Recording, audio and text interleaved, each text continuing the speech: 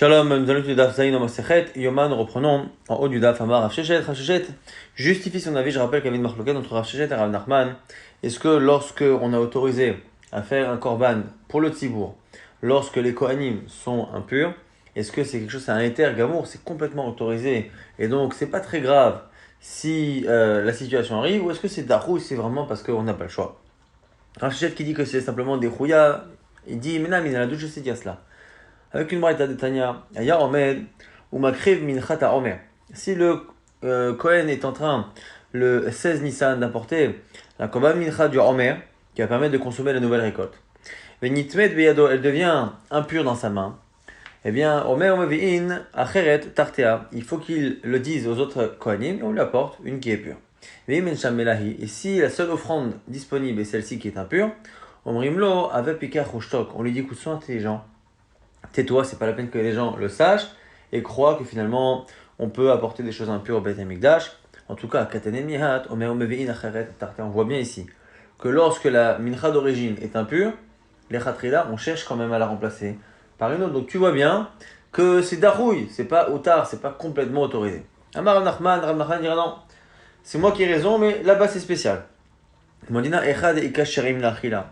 Je suis d'accord, moi, dans le cas où il y a une partie des restes de l'offrande qui doivent être consommés, je suis d'accord dans ce cas-là, effectivement, que de préférence, on cherchera quelque chose de pur, parce que ça permettra de le consommer. Alors que si on fait un korban, alors qu'il y a un problème d'impureté, on ne pourra pas le consommer. Donc quand il y a des choses à consommer, là je suis d'accord. Mais la marloquette, elle est quand il n'y a pas à consommer.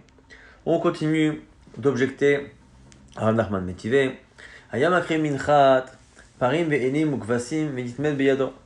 Celui qui apporte les minchat nesachim, qu'on apporte avec des parim, de gros bétail, elim, des petits bétails, ukvasim aussi des moutons, on ne sait pas lesquels, mais ça devient impur. La mincha devient impure, la mincha qui accompagne ces korbanot est impure. On a la même halakha que dans la braïta précédente, c'est-à-dire les khatrila, on cherche une pure, sinon on lui dit tais-toi, ne le dis pas. Là aussi, maïlav, parim, elim, ou kvasim, dechag. A priori, parim, elim, kvasim, c'est ceux qu'on a portés pour les trois fêtes. Donc c'est un korban tzibour. Et donc c'est un korban tzibour qui est impur, et on voit bien qu'on cherche tout de même à éviter et à remplacer par quelque chose qui est pur. Rav Nachman répondrait non, lo parim, pas du tout. C'est par avodazara. Et quoi?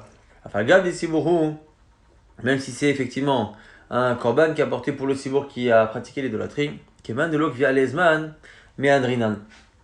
comme il n'y a pas de date fixe, le peuple al-fauté, il faudra qu'ils apportent un korban.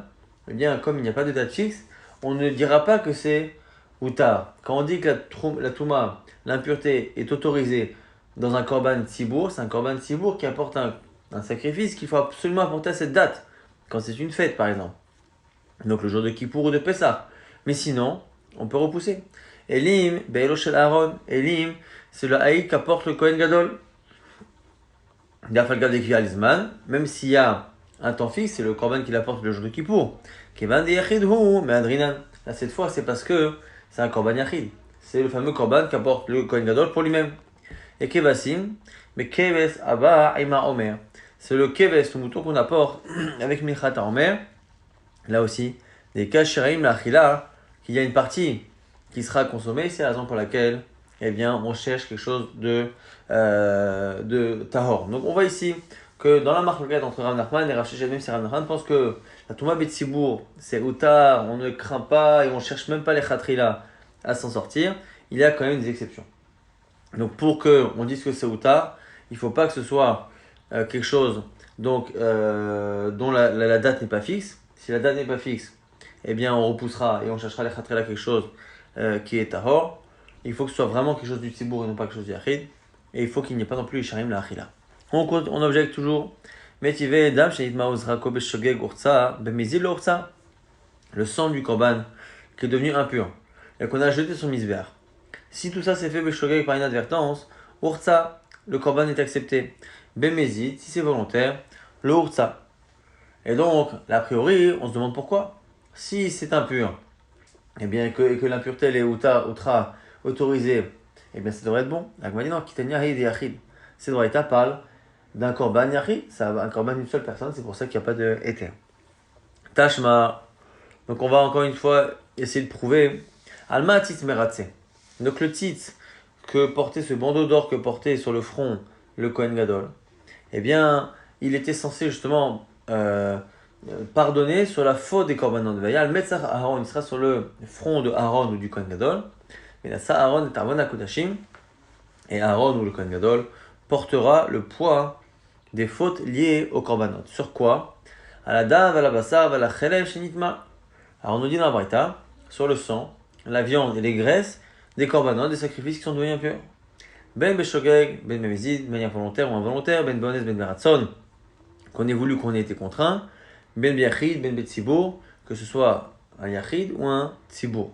Veisal kadatar tumma heter, hi betsibour, la mêlée rassoyée.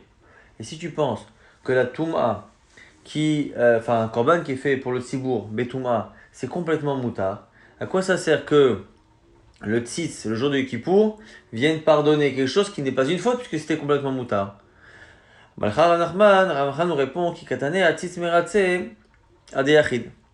Donc Ranachman déforme un peu ici les mots de la Braïta, dit qu'en réalité ce qui est marqué que le tzitz il est meratse, c'est sur le yachid.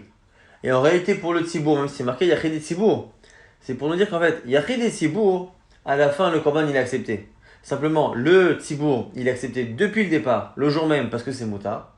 Et c'est le yachid qui n'est accepté que grâce au tzitz, mais comme ici on vient nous dire que c'est meratzé, pour ça qu'on sache que tout finalement est kasher, on dit yachid et tzibour, même si même par rapport au tzitz c'est que le yachid, et pour le tzibour c'est parce que c'est moutar.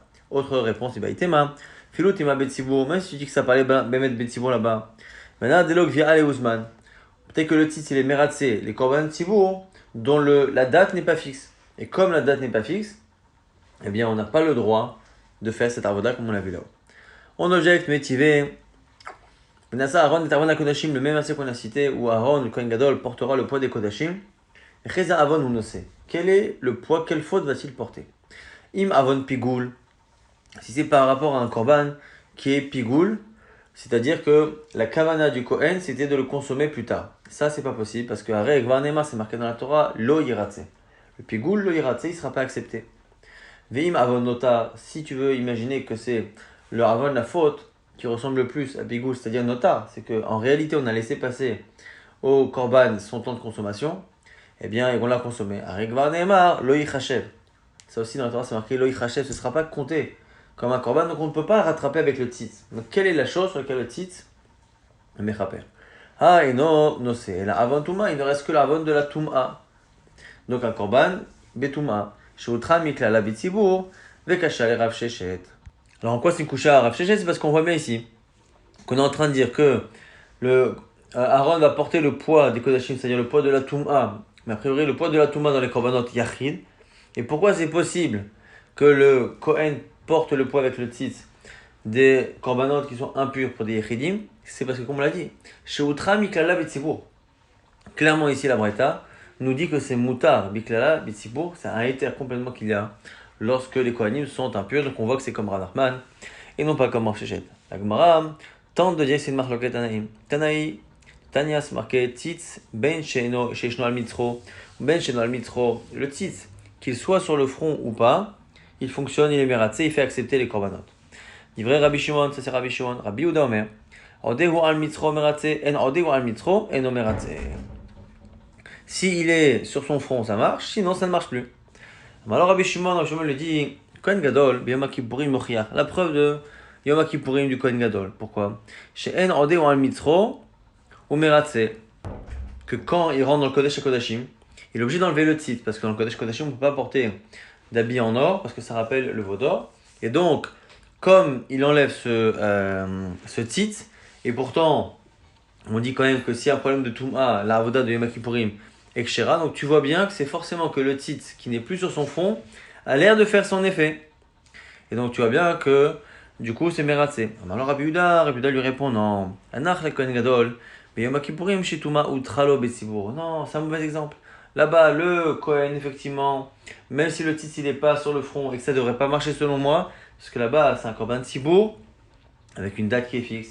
Et donc c'est Hutra lo Betzibur. Donc on voit ici que selon Rabbi Yehuda c'est Hutra, Et probablement que Rabbi Shimon qui n'est pas d'accord pense que c'est des Chouya, Miklal de Rabbi Shimon, ça va, Touma, des Chouya, Hibetsibo. Donc on voit finalement que la marloquette entre Rav Sheshet et Rav Nachman, c'est la marloquette entre Rabbi Yehuda et Rabbi Shimon.